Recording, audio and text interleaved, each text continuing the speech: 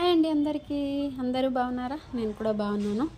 ఈరోజైతే ఒక sweet and short వీడియోతోని మళ్ళీ మేము ముంగటికి వచ్చేసాను అనమాట.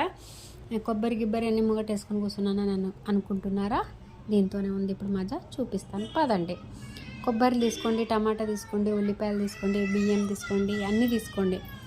కొబ్బరి పాల అన్నం అయితే చేసుకుందాం ఈరోజు మనం. చాలా సూపర్గా అయితే ఉంటుంది. ఒక్కసారి అయితే చేసి తినడానికి అయితే ట్రై చేయండి. చాలా చాలా బాగుంటుంది. నాకైతే చాలా ఇష్టము.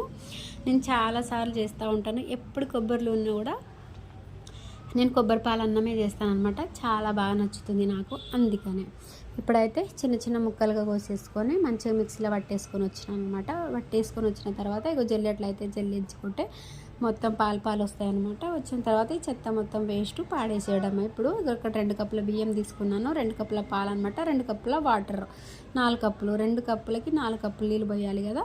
అందుకని ఇక్కడ చూడండి, ఉల్లిపాయ, టమాటా,